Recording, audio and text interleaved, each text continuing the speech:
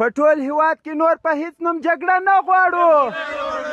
دغه 30 کلن هلمندي ځوان عبدالمالک همدرد څو ورځې وړاندې پر بایسکل د پروان او پلازمینې کابل ټولو ولسوالۍ ته سفر وکړ او نور تر هیڅ نامه لاندې جګړه نه غواړو تر عنوان لاندې د تاوتریخوالي د زیان په اړه د عامه پوهاوي کمپاین ترسره کړی. همدرد په میدان وردګ او غزني ولایتونو کې له کمپاین وروسته اوس سویلي ولایت زابل ته رسېدلی. نوموړي وایي د هلمند تر مرکز او ولسوالۍ پورې ځي او خلکو ته دا پیغام رسوي چې نور په هیواد کې د هر راز جګړیز فعالیت مخالفت پکار دی.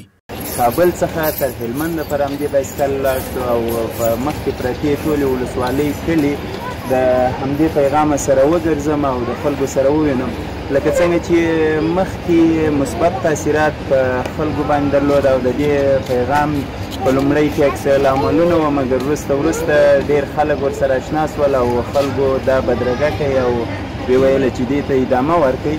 د هیواد یو شمېر هغه اوسېدونکي چې جګړو کې مالي او ځاني زیانونه لیدلي د عبدالمالک همدرد د هڅې هرکلی کوي او په هیواد کې نور له وسلوالو شخړو سره مخالفت ښیي. دغه قانون دغه هوټل دی دا د موږ شخصي دی دغه ټول په د جنګو کې ړنګ شوي دي. موږ رښتینې نور جنګ نه غواړو. پاسپورت او په نړۍ کې زموږ هیواد یو پاسپورت هیواد دی. د هغوی یوازینی لامل همدغه دی چې دلته جګړه وه 40 کاله جنگ شوی دی.